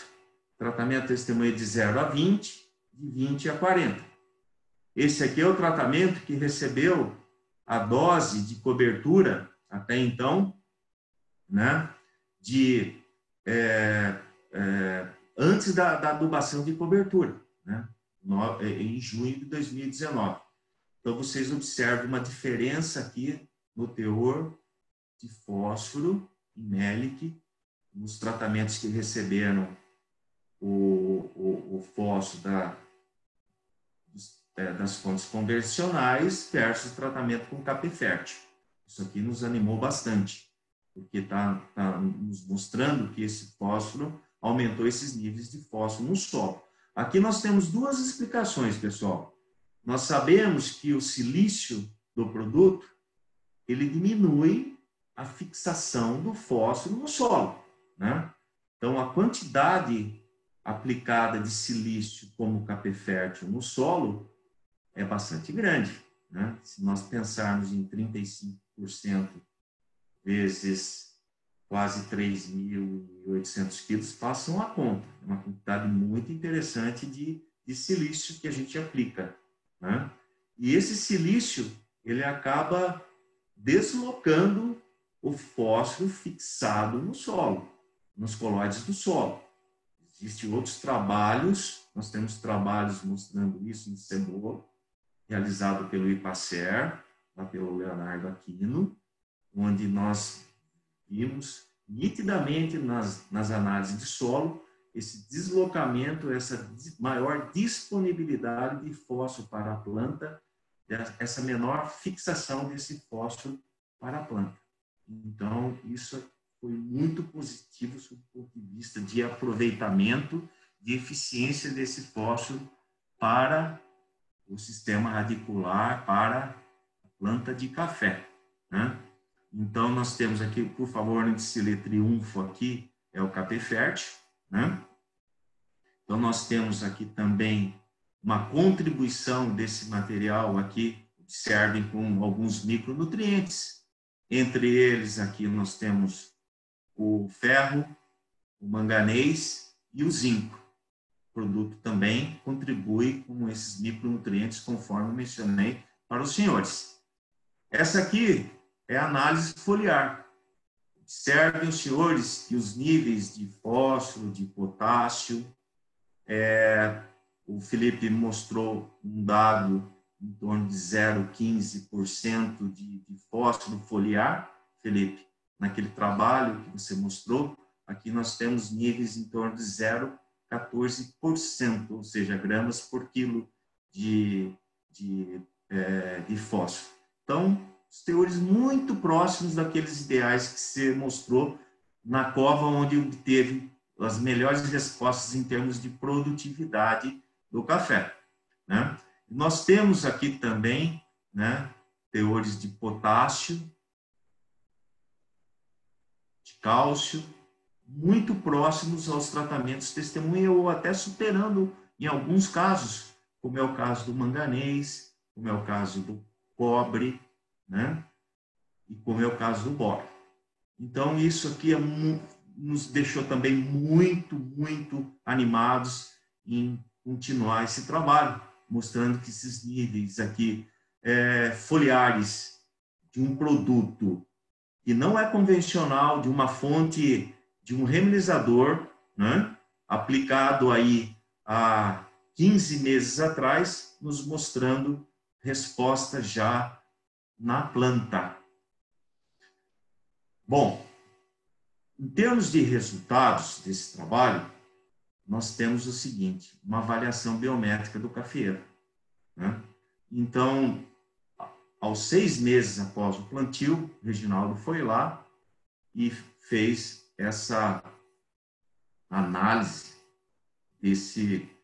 dessa biometria do café. Internódios, observem aqui, praticamente são iguais, comprimento de ramos, altura de planta, aqui foi o único item que estatisticamente deu diferença, né? Fizemos análise estatística, o Reginaldo fez, a altura de plantas aqui deu uma diferença, mas o número de ramos aqui, o diâmetro de copa, o diâmetro de caule, foram muito parecidos aqui, estatisticamente parece diferente, mas isso é igual em termos de diâmetro de copa. Então, ele fez essa análise, essa avaliação biométrica aos 6 meses, depois aos 12 meses também. Observe os senhores aqui uma resposta muito interessante de um produto, repito para os senhores, que pode ser uma alternativa às fontes convencionais, ao super simples, ao iorim, ao MAP, né? Onde nós utilizamos uma quantidade até menor de fósforo nesses tratamentos. Isso demonstra uma maior eficiência de uma fonte, uma maior resposta da planta em aproveitar aquele nutriente do fertilizante, que é o que interessa. E aos 25 meses também. Aos 25 meses foi feita essa avaliação da biometria do cafeeiro. Os senhores observem aqui, nesse caso, já contemplando os resultados onde nós fizemos a cobertura com 100% de capê fértil, e outra onde foi reduzida essa dose para 50%. Observe os senhores aqui e a redução da dose de 50% em cobertura não refletiu nessa biometria. Foi praticamente igual em todas as variáveis observadas. Isso demonstra o quê? Demonstra que aquela quantidade de fósforo que eu apliquei no plantio já tinha sido suficiente para atender a demanda da planta, pelo menos até esse momento, né? Então, como o Felipe comentou, nós não podemos exaurir a planta em termos nutricionais. É sempre alimentando o solo, sempre alimentando a planta. E a ideia de remineralizadores, em primeiro lugar, é você fazer um novo patamar, uma nova estratégia de fertilidade do solo, em termos de reposição dos nutrientes, um novo manejo de atividade que nós acreditamos microbiológica, que esses produtos de origem natural, né, eles vão interferir nessa atividade microbiológica que vai dar um novo sistema de reciclagem ou de disponibilidade de todos os nutrientes do solo. Aqui nós temos uma imagem, né, uma foto, né, onde nós temos um tratamento testemunha, onde nós temos um tratamento onde apresentou 100% de capim fértil no plantio, mais 50% em cobertura, e aqui nós temos 100% de capim fértil, mais 100% da dose em cobertura. Quando o Drummond passou o Reginaldo na frente, eu ia chamá-lo depois, Drummond, para que ele desse o depoimento em relação à expectativa de produtividade desses tratamentos. Mas ele já se antecipou e ele disse que, no mínimo, nós teremos aqui 20% de produtividade a mais, onde nós aplicamos os tratamentos com o capim fértil. Então, é um depoimento bastante importante dele, né? Que tem uma experiência, uma vivência nessa área no dia a dia e que está nos deixando bastante satisfeitos aí com a eficiência agronômica desse produto. Então, como considerações finais desse trabalho, dessas observações que nós estamos averiguando, é que a aplicação do capim fértil no plantio e em cobertura no cafeiro como fonte de fósforo e potássio aumentou esses níveis de fósforo e micronutrientes no solo em ambas as camadas, de 0 a 20 e 20 a 40, após 12 meses, sendo que a fonte responsável foi maior pelo aumento de fósforo. Então, a ideia de nós aplicarmos o fósforo, mesmo de um produto de baixa solubilidade em água, mas conforme ele reage, ele vai atingir as camadas mais profundas do solo, né? Muito interessante. Após 12 meses de cultivo, os resultados da análise de solo mostraram teores de potássio próximos aos níveis antes da instalação do ensaio. Os níveis de potássio no solo foram iguais, desculpe, aqui faltou, antes da aplicação dos produtos. Então, ele manteve aqueles níveis de fertilidade do solo. Os teores foliares de fósforo, potássio, cálcio e micronutrientes foram adequados e semelhantes entre as fontes, exceto o cobre e o manganês, que foram superiores para o capim fértil. Não houve diferença estatística na biometria do café entre as fontes testadas. Então, basicamente, era isso que eu tinha para apresentar para os senhores, né? Eu agradeço a atenção, agradeço aí a participação de todos, né? A gente tem uma expectativa de que no futuro próximo a gente possa fazer esses eventos presencialmente, né? E agradeço novamente aí a toda a equipe da Triunfo pelo excelente trabalho que eles têm realizado. Muito obrigado. Obrigado, Eduardo. Valeu pelas boas explicações e mais detalhes aí que você nos passou da área que foi desenvolvida lá na ACA, está sendo conduzida pelo Felipe e pelo Reginaldo. Muito obrigado. Nosso tempo está estourado, na verdade, nós estamos já assim bem avançado da hora combinada, mas só para aproveitar, tem algumas perguntas, eu não quero deixar de fazer pelo menos uma para cada um de vocês, mas podem ser bastante sucintos, por favor, e depois mais alguma outra a gente encaminha depois para a gente responder para quem nos fez as perguntas, tá? Na verdade, vou direcionar uma primeira aqui, Felipe, rapidamente, só para a gente ver se a gente tem o Vandir Alves de Araxá. Qual a quantidade de matéria orgânica, juntamente com o remineralizador, é possível usar na substituição da nutrição sem afetar a produção de um cafeeiro? Assim, ele pergunta de modo bem amplo, aí, de repente, pela sua experiência, você consiga dar um norte, pelo menos, para ele. Tudo bem? Como vai? Bom, é completamente variável, né, essa resposta, mas eu vou falar o que a gente utiliza e recomenda, né? Fala comigo. Só um minuto. Desculpa, um cachorro estava latindo. Sem problema. Então, é o seguinte, nós utilizamos composto orgânico, por exemplo, um esterco de galinha, para dar uma resposta muito positiva para a lavoura, você tem que utilizar de 5 a 7 toneladas, pelo menos, entendeu? Assim, isso aí vai abastecer bem a planta, você vai poder dispensar ali boa parte dos níveis de fósforo, de potássio e de nitrogênio. Obviamente, você tem que fazer complementações do nitrogênio e do potássio de acordo com a carga, tá? Em hipótese alguma, você pode abrir mão do nitrogênio mineral, trabalhar só com o orgânico. O sinergismo entre o orgânico e o mineral é que dá as respostas melhores. No potássio, também, você tem que, além da matéria orgânica, complementar com um remineralizador ou com uma outra fonte mineral. E o fósforo, os resultados, você trabalha com os compostos de esterco de galinha, de curral, associado ou não ao remineralizador, as respostas são positivas, você dispensa MAP, dispensa Super Simples, dispensa tudo isso em lavouras adultas. Em lavouras de plantio, o ideal é associar, né, nas mesmas doses, 5 a 7 toneladas ali do esterco, com o remineralizador e com a fonte, por exemplo, com o iorim. Como o resultado do Reginaldo mostrou, o iorim pode ser substituído ali pelo remineralizador mais os micros, né, adicionados ali via drenche, tá? Acho que faltou colocar isso no material e métodos. Os micros nutrientes, principalmente solos de cerrado, você tem que complementar.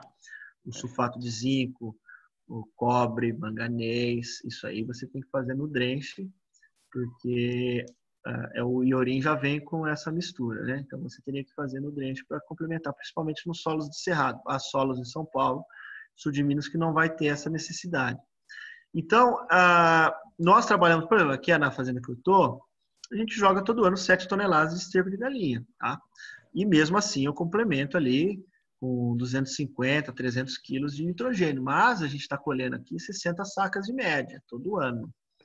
Então, o potássio a gente trabalha só com a fonte de remineralização. Não usamos o cloreto já tem 5 anos, tá? Por exemplo, nessa fazenda que eu estou, né? Que é a minha aqui de Rio Paranaíba. Agora, a recomendação é muito ampla, né? Varia muito. Sim. Mas acho que deu para entender, né? Deu para entender. Felipe, só complementando sua pergunta, a pergunta do colega, nós fizemos no dia 6, foi o nosso primeiro webinar, Drummond? Sim. Dia 6, onde o tema da palestra foi compostagem. Né? E nós temos aí como recomendação a utilização de 10 até 30% do composto enriquecido com capé fértil. Então, nós estamos avaliando esse trabalho, né? Nós não temos ainda a resposta, mas as respostas em termos de solubilidade, em termos de enriquecimento do composto feito com esterco de galinha, com palha de café, foi muito positivo o enriquecimento. Nós dobramos a dose de fósforo e de potássio desses materiais. falando de fósforo e potássio solúvel desse material. E a etapa seguinte é a avaliação da aplicação desse material na cultura do café. E em breve nós teremos alguns resultados relacionados a isso. Então, legal, aguarde que nós teremos esses resultados. Eduardo, vamos aproveitar, e só para fazer a sua pergunta, já bem linkado a isso, e o cliente pergunta, na verdade, aqui, em quanto tempo esses nutrientes podem ficar disponíveis para o café? Em especial o magnésio. A grande pergunta é, o magnésio que existe no reionizador, quanto tempo temos disponibilidade desse magnésio na lavoura? Nós não temos um estudo assim, de longo prazo ainda, voltado a verificar qual é o tempo que ele teria de permanência no solo. Obviamente que isso vai depender do manejo que você atribuir à absorção da cultura, mas eu posso lhe garantir que boa parte do magnésio proveniente do produto já é prontamente disponível, né? Então, dependendo da demanda da planta, né, você poderá ter aí um tempo. Eu não sei, Felipe, você pode me ajudar em relação à demanda de magnésio pelo cafeiro. Eu sei que hoje existe uma corrida muito grande, principalmente no Cerrado, para a cultura do café, de fontes alternativas para magnésio, né? Há um déficit de magnésio para a cultura do café, mas eu não sei qual é a quantidade, a demanda para extração, para produção de magnésio hoje. Mas eu posso lhe dizer que a disponibilidade é imediata. Você aplicou no solo o produto, ele reagiu, esse magnésio, boa parte dele é um magnésio ligado à estrutura carbonatítica do material, né? Assim como o cálcio, né? E ele está prontamente disponível para a planta. Ok. Bom, na verdade, pessoal, eu agradeço. Nós estamos com o nosso tempo já estourado aqui em 7 minutos do que nós estávamos prevendo. Foi muito bom. Agradeço a todos aí o Eduardo Spolidoro, já aproveito que está aí conosco. Obrigado pela sua participação novamente, Eduardo, pela disponibilidade de estar aí conosco, podendo trocar essas informações e podemos realmente estar enriquecendo mais esse momento com a gente aqui. Muito obrigado. A gente te agradece de coração. Felipe, obrigado pela disponibilidade. Obrigado. Eu que agradeço. Obrigado por você ter dedicado esse tempo aí para falar conosco, poder também trocar essa ideia com quem está nos ouvindo, com quem estava conosco. Tem mais algumas perguntas, poucas aqui, mas depois a gente encaminha para vocês, para a gente poder trocar essa ideia e poder passar para todo mundo. E aproveitando a todos ainda, eu quero dizer que nós vamos estar agora numa sequência aí de mais algumas webinars aí para fazer. Ao Reginaldo, me desculpa, estava esquecendo do Reginaldo. O Reginaldo, nosso parceiro aí que está nos acompanhando lá também. Muito obrigado, Reginaldo.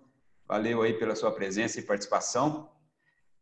E também, só para deixar a dica, nós vamos estar participando aí e vamos estar criando mais algumas webinars aí para a gente poder estar trocando informações. A futura e próxima data, nós vamos estar soltando no nosso site, todas elas vão estar lá no nosso site, www.capefest.net.br. Nós vamos falar da cultura de cana de açúcar. Então, assim, a gente escolheu os temas como cana, HF, cereais e pastagem, para a gente fechar esse leque durante esse período desse ano, falando um pouquinho de cada cultura e dando um enfoque bem direto aí com essa cadeia de produtores que a gente movimenta no dia a dia. Pessoal, é isso. Basicamente, estamos aí um pouquinho estourado, mas dentro do prazo nosso. Novamente, agradeço a participação de todos. Obrigado, Felipe. Obrigado, Eduardo. Obrigado a todos. Valeu pela participação. Até a próxima aí. Vamos estar informando no nosso site. Muito obrigado, pessoal. Obrigado. Boa noite. Valeu. Boa noite para todos. Obrigado a todos.